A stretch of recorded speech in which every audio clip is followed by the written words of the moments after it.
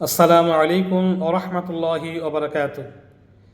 এফজিআর Islamic voice চ্যানেলে আপনাদেরকে স্বাগতম।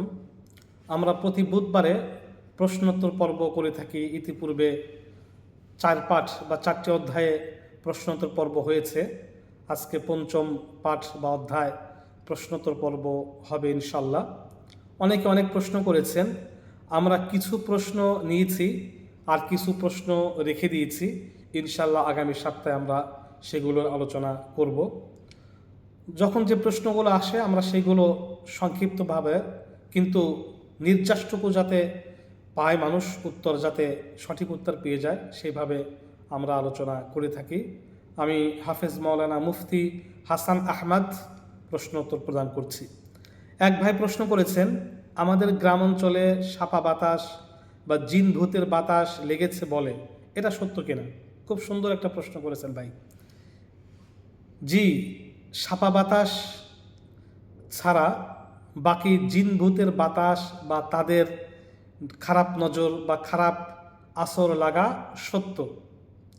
জিন ভূত মানুষের উপর আসর করতে সক্ষম, যেমন মহানবী সাল্লাল্লাহু আলাইহি ওয়াসাল্লাম থেকে এই ঘটনা বর্ণিত রয়েছে। উম্মুল মুমিনিন হযরত উম্মে সালমা রাদিয়াল্লাহু আনহা থেকে বর্ণিত যে মহানবীর ঘরে একটা বালিকা দেখলেন। আল্লাহ রসুল হযরত উম্মে সালমার ঘরে একটা বালিকা দেখলেন, যার মুখে, তার মুখমণ্ডলে জিনের বদনজরের কালো দাগ ছিল। তা দেখে মহানবী সাল্লাল্লাহু আলাইহি সাল্লাম বলেন, তাকে ঝাড়ফুঁক করো, কেননা তার উপর জিনের বদনজর লেগেছে। বুখারী শরীফের হাদিস এটা। এর দ্বারা প্রমাণিত হয় যে জিন ভূতের আসর বা বাতাস লাগা সত্য। মহানবী সাল্লাল্লাহু আলাইহি সাল্লাম এই ব্যাপারে দিক নির্দেশনা দিয়েছেন যে সকাল সন্ধ্যায় আয়াতুল কুরসি ও 4 কুল পড়ে নিজের শরীরে ফু নেওয়া এবং বাচ্চাদের শরীরে ফু প্রদান করা, তাতে জিন ভূতের আসর থেকে হেফাজতে থাকা সম্ভব। এবং প্রতি রাতে ঘুমানোর আগে ঘরে সূরা বাকারার শেষ 2 আয়াত জোরে জোরে তেলাওয়াত করা। আরেক ভাই প্রশ্ন করেছেন, ঈমান কি বাড়ে কমে? কি কি কাজে ঈমান বাড়ে ও কমে এবং ঈমান নবায়নের পদ্ধতি কি? এটাও খুব সুন্দর প্রশ্ন করেছেন ভাই। আল্লাহ পাক রব্বুল আলামিন ও তার গুণাবলী এবং ঈমানের আলোচনা দ্বারা কোরআন পড়া, শোনা এবং আল্লাহওয়ালাদের সান্নিধ্য গ্রহণ করার দ্বারা বেশি বেশি নেক আমল করা ইত্যাদির দ্বারা ঈমান বাড়ে। ইত্যাদি ভালো কাজের দ্বারা ঈমান বাড়ে। পক্ষান্তরে শিরিক ও কুফুরের কারণে, গুনাহের কারণে, বিদআত ও কুসংস্কার পালনের কারণে ইত্যাদিতে ঈমান কমে যায়। আর ঈমান নবায়ন হয় বেশি বেশি কালিমা তয়্যিবা এবং কালিমায়ে শাহাদাত, লা ইলাহা ইল্লাল্লাহু মুহাম্মাদুর রাসূলুল্লাহ অথবা আশহাদু আল্লা ইলাহা ইল্লাল্লাহু ওয়া আশহাদু আন্না মুহাম্মাদান আবদুহু ওয়া রাসূলুহু। এই কালিমা বেশি বেশি করে পাঠ করলে ঈমানটা নবায়ন হয়ে যায়। যখন হৃদয়ে কোনো সন্দেহ সংশয় সৃষ্টি হবে তখন বলতে হবে আউযু বিল্লাহি মিনাশ শাইতানির রাজীম। হৃদয়ে যখন সন্দেহ সংশয় বা আল্লাহ রাসূল সম্পর্কে কোনো খারাপ ধারণা আসবে তখন পাঠ করতে হবে আউযু বিল্লাহি মিনাশ শাইতানির রাজীম। এবং মাঝে মাঝে আমানতু বিল্লাহ, আমি আল্লাহর প্রতি ঈমান আনলাম, এই ধরনের শব্দ মাঝে মাঝে পাঠ করা। এবং মাঝে মাঝে আল্লাহওয়ালাদের সহবতে সময় দেওয়া, কোরআন বেশি বেশি তেলাওয়াত করা, এর দ্বারা ঈমান বাড়বে এবং ঈমান নবায়ন হবে। আরেক ভাই প্রশ্ন করেছেন, শবে বরাতের রাতে হালুয়া রুটি খেয়েছিলাম, এতে কোনো গুনাহ হয়েছে কিনা? অনেক আলেম বলেছেন হালুয়া রুটির সাথে শবে বরাতের কোনো সম্পর্ক নাই। খুব সুন্দর একটা প্রশ্ন করেছেন ভাই। জি না, আপনি প্রায়ই মাঝে মাঝে হালুয়া রুটি খেয়ে থাকলে ওই দিন খাওয়াতে কিছুই হবে না বা কোনো গুনাহ হয়নি। আর ওই দিন বা রাতকে হালুয়া রুটি খাওয়া জরুরি মনে করলে বা জরুরি মনে করে খেলে এটা বিদআত তথা কুসংস্কার হয়েছে বা হবে। এজন্য আল্লাহর কাছে ইস্তেগফার পাঠ করলেই শেষ হয়ে যাবে, সেটা আর কোনো গুনাহ থাকবে না। আমাদের সমাজে বিদআত বা কুসংস্কারে ভরপুর ভরে গেছে। যে কোনো ইবাদত বন্দিগিতে, যে কোনো কিছুতে বেদাত ভরপুর, কুসংস্কার আর কুসংস্কার বিধর্মীদের থেকে আসা, বিশেষ করে হিন্দুদের থেকে আসা অনেক কুসংস্কার আমাদের সমাজে রয়েছে। এমন কোনো দিক, এমন কোনো জায়গা নেই যাতে বেদাত নাই, কুসংস্কার নাই। যেমন কবর কেন্দ্রিক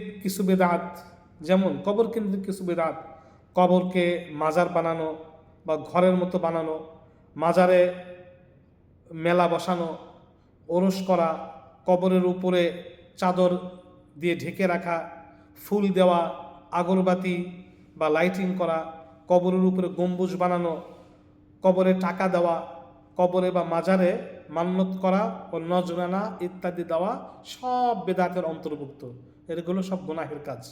কখনো ভুলেও কোনো মাজারে কোনো টাকা পয়সা দিবেন না। মাজারে টাকা কেন দিবেন? মাজারে টাকা দিলে ওই মৃত ব্যক্তি যদি সে আল্লাহ হয়, আল্লাহ তার জন্য যথেষ্ট। আল্লাহ পাক রব্বুল আলামিন তাকে খাওয়াবেন, তাকে পান করাবেন, তাকে ভালো রাখবেন। এই জীবিত মানুষের টাকার কোনো প্রয়োজন নাই। আর যদি খারাপ মানুষ হয়, তারপরেও তার টাকার কোনো প্রয়োজন নাই। জাহান্নামের আগুনের সাথে তার কবরকে সংযোগ করে দেওয়া হবে। তার কোনো এই টাকা দিয়ে সে কোনো উপকার লাভ করতে পারবেন না। তাহলে কেন টাকা দিবেন?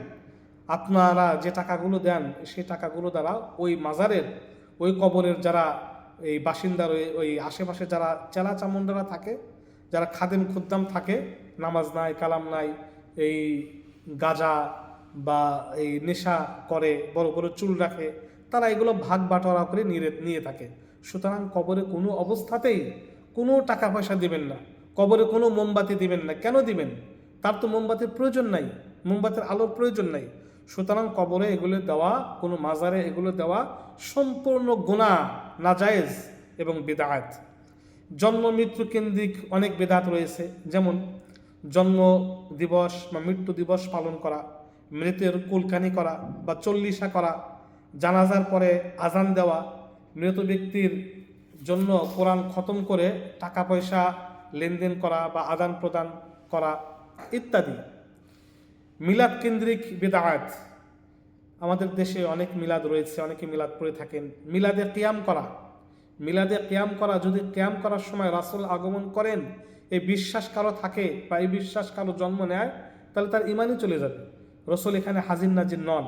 আল্লাহ পাক সব জায়গায় হাজির নাজির, কিন্তু রাসূল হাজির নাজির নন। সুতরাং মিলাদে রাসূল আগমন করেন, তার সম্মানার্থে আমরা দাঁড়িয়ে যাই, ইয়া নবী সালাম আলাইকা পড়ি, এগুলো সম্পূর্ণ ভুল।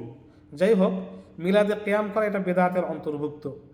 মিছিল বের করা, র্যালি বের করা ইত্যাদি অনেক এই বেদাত রয়েছে। আজান বা মসজিদ কেন্দ্রিক কিছু বেদাত, যেমন মসজিদ নিয়ে বড়াই করা, আমাদের মসজিদ শ্রেষ্ঠ বলে গর্ব করা, মসজিদের দুনিয়াবি কাজে মারাত্মকভাবে মশগুল হওয়া, আজান একামতের সময় এই নবীর নাম শুনে আঙ্গুলে চুমু খাওয়া, আজানের আগে ও পরে দরুদ মাইকে পাঠ করা ইত্যাদি অনেক কিছু, দোয়া দরুদ পড়া আজানের আগে এবং আজানের পরে, এগুলো করা যাবে না, এগুলো বেদাতের অন্তর্ভুক্ত।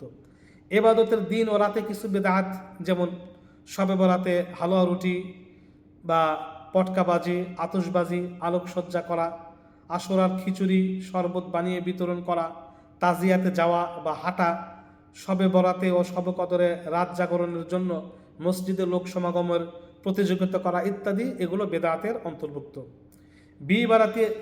বিয়েতে অনেক কুসংস্কার বা বেদাত রয়েছে। যেমন বিধবা বা তালাক হওয়া নারীকে বিয়ে করা দোষণীয় মনে করা, সামর্থ্য না থাকা সত্ত্বেও টাকা ধার করে অনুষ্ঠান করা, বউকে সবার দেখার জন্য প্রদর্শন করা, বউকে নির্দিষ্ট জায়গায় বসিয়ে রাখা, সবাই দেখছে, যাদের দেখা হারাম তারাও দেখছে, বা সবাইকে বউ দেখার জন্য আমন্ত্রণ করা, একদম বউ প্রদর্শন করা, এটা বেদাতের অন্তর্ভুক্ত। বর কনেকে গোসলের আয়োজন করা, অমুকে অনেক আত্মীয়স্বজন দোলাবাই বা অমুক তমুক বর বা কনেকে কোলে নিয়ে গোসলের আয়োজন করে, ডালায় ফুল সাজিয়ে বউ বরণ করে নেওয়া, স্বর্ণ রূপার পানি ছিটিয়ে দেওয়া, গেট ধরার নামে দুই পক্ষের টাকা আদান প্রদান করা, বাকবিতণ্ডা করা ইত্যাদি, পায়ে ধরে সবাইকে সালাম বা কদমবসি করানো, হাদিয়া উপঢৌকনের জন্য বা নিয়তে বিয়ের সাথে দাওয়াত প্রদান করা, এসবই বেদাতের অন্তর্ভুক্ত বা কুসংস্কার। এরকম অনেক কুসংস্কার রয়েছে আমাদের সমাজে, অনেক কুসংস্কার। এমন কোনো জায়গা নাই, এমন কোনো ইবাদত বন্দিগি নাই যেখানে কুসংস্কার নাই। সমস্ত কুসংস্কার থেকে আমাদেরকে বিরত থাকতে হবে, জানতে হবে যে এখানে রাসূলের সুন্নত কি আর বেদাত কি। কোনো কাজ করার আগে এটা অবশ্যই জানতে হবে। আরেক ভাই প্রশ্ন করেছেন, মহিলাদেরকে সালাম দেওয়া যাবে কিনা, তারা দিলে করণীয় কি? সুন্দর একটা প্রশ্ন করেছেন। মাহরাম মহিলা যাদের সাথে দেখা সাক্ষাৎ করা জায়েজ, যাদেরকে বিয়ে করা হারাম, মাহরাম মহিলাকে সালাম দেওয়া এমনকি তাদের সাথে হ্যান্ডশেক করা, মুসাফা করা জায়েজ আছে। আর যদি গায়রে মাহরাম হয়, অর্থাৎ যাদেরকে দেখা নাজায়েজ বা হারাম, যাদের সাথে মিলিত হওয়া যাবে না, গায়রে মাহরাম হয়, যুবতী বা মধ্যবয়সী হয়, তাদেরকে সালাম দেওয়া যাবে না বা উচিত না। তবে বয়স্কা নারী দেখলে বা শুনলে কামাভাব পয়দা হয় না বা হবে না, এমন কোনো বয়স্ক নারীকে সালাম দেওয়া যাবে। অল্প বয়স্কা নারীকে বা যদি সে পর্দাশীল হয়, শালীন বা হিজাবে আবৃত হয়, তাহলে সংযত হয়ে তাকে অনেক সময় সালাম দেওয়া জায়েজ আছে। আবার তারা দিলেও না শুনিয়ে আস্তে আস্তে সালামের জবাব প্রদান করা যাবে। মহিলাদের সাথে কথা বলতে হলে বা কোনো মহিলা পুরুষের সাথে কথা বললে বা সালাম আদান প্রদান করতে কণ্ঠস্বর, দৃষ্টি ও ভঙ্গিতে শালীনতা থাকা খুবই জরুরি। কোরআনে কারিমে মহিলাদেরকে আল্লাহ পাক নসিহত করছেন যে মাহরাম ছাড়া কারোর সাথে কথা বলবে না। একান্ত যদি বলতেই হয় তবে নরম ও কোমল ভাষায় কথা বলবে না, রূঢ় কণ্ঠে বা ভিন্ন কণ্ঠে, শক্ত কণ্ঠে তাদের সাথে কথা বলবে, যাতে তাদের প্রতি আকৃষ্ট হয়ে না পড়ে। কোরআনে কারিমে আল্লাহ পাক বলেছেন, ইয়া নিসা আন-নাবিয়্যি লাস্তুন্না কাআহাদিন মিনান নিসা ইন ইত্তাকাইতুন্না ফালা তাখদু'না বিল কওলি ফায়াতমা'আল্লাযী ফী কলবিহি মারাদুন ওয়া কুলনা কাওলান মা'রুফা। আল্লাহ পাক রব্বুল আলামিন বলেন, হে আল্লাহ পাক মহানবী সাল্লাল্লাহু আলাইহি ওয়াসাল্লামের স্ত্রীদের মাধ্যমে দুনিয়ার সমস্ত নারীদেরকে এই নসিহত করছেন, তোমরা কোমল কণ্ঠে কথা বলো না। পাশে অন্তরে যাদের ব্যাধি আছে বা এমন ব্যক্তি লালায়িত হয়ে পড়তে পারে, এই জন্য তোমরা কারোর সাথে কোমল কণ্ঠে নরম সুরে ভিন্ন পুরুষের সাথে কথা বলবে না। আল্লাহ পাক রব্বুল আলামিন এই দিক নির্দেশনা আমাদেরকে দিচ্ছেন। তাই তাদের সাথে নরম সুরে কথা বলা উচিত না। মহিলাদের যেরকম উচিত না, আবার পুরুষের জন্যও নরম সুরে কথা বলা উচিত নয়। আরেক ভাই প্রশ্ন করেছেন, যদি প্রথম রাকাতে সূরা নাস পড়ে ফেলে দ্বিতীয় রাকাতে কি পড়বে? দ্বিতীয় রাকাতেও সূরা নাস পড়বেন, অথবা দ্বিতীয় রাকাতে শুধু সূরা ফাতিহা পড়ে রুকুতে চলে যাবেন। সূরা ফাতিহাটাই আপনার ফরজ কেরাতের অন্তর্ভুক্ত হয়ে যাবে। অথবা আপনি আবারও সূরা নাস পড়বেন, অথবা কোনো কিছু না পড়ে রুকুতে চলে যাবেন শুধু সূরা ফাতিহা পড়ে। অথবা আপনি এই সূরা বাকারা শুরু থেকে তেলাওয়াত করতে পারেন। এইভাবে আমরা এই ইচ্ছাকৃতভাবে এরকম করা মাকরুহ, আর অনিচ্ছাকৃতভাবে হয়ে গেলে কোনো মাকরুহ হবে না বা কোনো গুনাহ হবে না। আর নফল নামাজে একই সূরা বারবার পড়া জায়েজ আছে, একই সূরা বারবার পড়া জায়েজ আছে। যদি পড়ার আলাদা তৃপ্তি আসে, মজা আসে এবং পড়তে ভালো লাগে, আল্লাহর একাগ্রতা সৃষ্টি হয়, সেক্ষেত্রে একই সূরা বারবার পড়া জায়েজ আছে। তবে ফরজ নামাজে, ওয়াজিব নামাজে আসলে একই সূরা বা একই আয়াত বারবার পড়া উচিত নয়।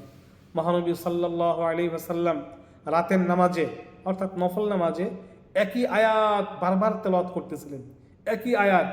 এমনকি রুকুর তাসবিহ পড়ার পরে আয়াত পাঠ করেছেন, তেলাওয়াত করেছেন।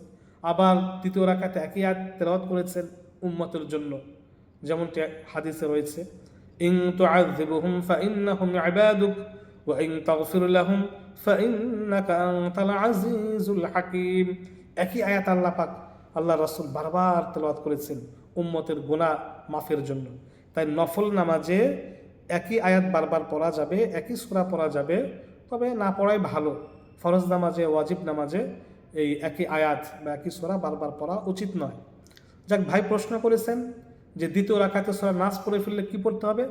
দ্বিতীয় রাকাতেও সূরা নাস পড়বেন, প্রথম রাকাতে পড়লেও দ্বিতীয় রাকাতেও সূরা নাসে পড়বেন, অথবা সূরা ফাতিহা পড়ে রুকুতে চলে যাবেন।